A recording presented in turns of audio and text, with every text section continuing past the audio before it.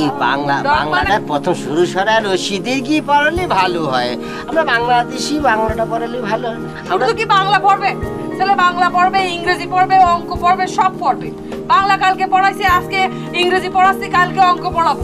একটা একটা করে পড়তে হবে। ও ছোট মানুষের মাথায় কত কিছু ঢুকবে? আর তুমি বারবার পড়ার মধ্যে এরকম করে আঙ্গুল দিও না তো। বললাম চলো পড়ো। শুরু সরা ডি ও জি। ডগ মানে? ডগ মানে কুকুর। এই তো ওই হাটিমা টিম টিম তারার মাঠে বাড়িতে একটা কবিতা আছে বাবা, বুঝিছো? খুব সুন্দর। ওই যে হাটিমা টিম টিম তারা। আমার ছেলের ওই কবিতা মুখস্থ। আমি গত 5 দিন ওরে ওই কবিতা মুখস্থ করাইছি। আর একবার তুমি যদি পড়ার মধ্যে ডিস্টার্ব দেছো, তোমার কলম খবর আছে কলম। শোনা পড়ো এবার। কুকুর হয়ে গেছে, পড়ো। এফ আর ও জি। পুরক। পুরক মানে? পুরক মানে ব্যাং। শোনো, আরে এটা শিখাও, এটা কোন ব্যাং? পুলা ব্যাং নাকি এই যে এসো ব্যাং নাকি এই যে ঘরের মধ্যে থাকে এই যে কোনো ব্যাং? কোনটা? আমার ছেলের পড়ার মধ্যে তুমি যদি আর একবার ডিস্টার্ব দেছো, তাহলে কলম আমার থেকে খারাপ কেউ হবে না।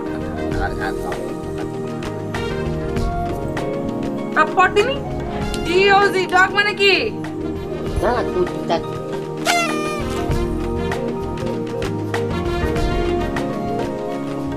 আচ্ছা ঠিক আছে, তুমি পড়া। তুমি উচ্চ শিক্ষিত ক্লাস 5 পর্যন্ত পড়েছো, আমি ক্লাস 5 পর্যন্ত পড়েছি। তুমি তো স্কুলের বারান্দাও যাওনি কোনোদিন। না আমি তো সেটাই করলাম যে তুমি অনেক শিক্ষিত, তুমি পড়া, বুঝছো? যাও ওদিক যাও, ডিস্টার্ব করো না এখন। সব বল। ডিওজি। ডগ। ডগ মানে? কুত্তা। এই তুই হাসতেছিস কিসের জন্য? এই 4 দিন ধরে এই কুকুর আর ব্যাঙ এই দুইটা পড়াচ্ছি, এই দুইটা তুই আরো লিখতে পারলি না মুখস্থ করে। হাসতেছিস আবার দুষ্টমি করে। হ্যাঁ ভেঙে দিবেন, রেখে দেন। না পারলি হাসি বের করবেন, না পারলে হাসি শুরু করা তোমার।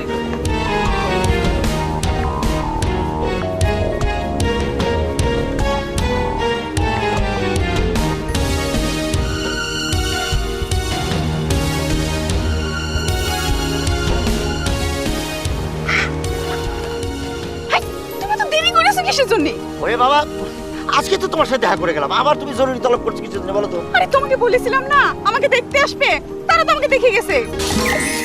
আর তারা আমাকে দেখে পছন্দ করেছে। আমার বাপ মা ভাই সবাই তারাও পছন্দ করেছে। বাহ, ভেরি গুড, শুভ সংবাদ। আচ্ছা তোমার ওই অবুজ আমার একটা ইন্টারভিউ নিয়ে নি। ছেলের বাড়ি কোথায়? সিলেট।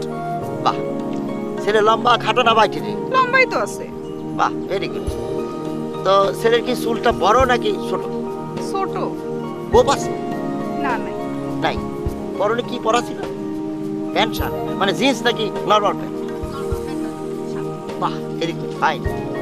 ছেলে কি পান খায়? না খায় না তো। আচ্ছা তুমি এগুলা জিজ্ঞেস করতেছো কিসের জন্য? সময় নষ্ট করতেছো না এগুলা জিজ্ঞেস করে করে? তুমি ওর সাথে ফাইজলামি করো? না না, ইন্টারভিউ নিলাম আর কি, বুঝছো না? তোমার একটা ছেলের সাথে বিয়ে দিব, ছেলেটা কিরকম, কোথায় থাকি, করে কি করে, এগুলো ইন্টারভিউ নেওয়া লাগবে না? এই, তুই না কতবার বলেছিস আমার সাথে আরে বাবা, হইছে হইছে এরকম। তোর কি আর বলে করো? এ বাবা, এ পাগল পাগল খেতে খেতে।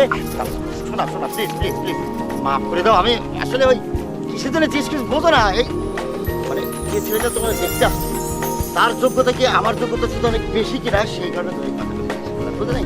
আচ্ছা আমি কি সেটা দেখেছি? আমার সেটা দেখার তো দরকার নাই। তার যোগ্যতা আছে কি নাই, আমার তো দরকার তোমারে। আরে বাবা, বুঝতে পারছি তো।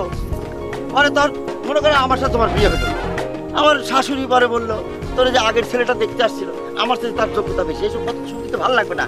যে কারণে যে আমার সাথে লম্বা কিনা, সুদর্শন কিনা, একটু জিজ্ঞেস করে নিলাম আর কি।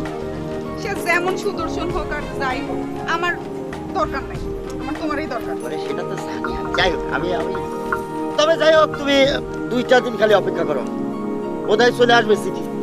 যে কোনো জায়গায় জয়েন করবো, আর যেখানে জয়েন করবো তোমাকে ডাইরেক্ট নিয়ে যাবো। তার আগের দিন দরকার কবুল বলে নিয়ে যাবে, বুঝছো? সত্যি করছো তুমি? সত্যি, আমি এখন সিরিয়াস কথা বলছি। এতক্ষণ মজা করেছি আর এখন সিরিয়াস কথা বলছি। তাহলে চলো আমার একটু নদীর পাড়ে হাঁটি নাকি, ভালো লাগে, এটা ফ্রেশ বাতাস। এরকম ফ্রেশ কোথায় পাবা তুমি, বুঝলা? আরে শালা।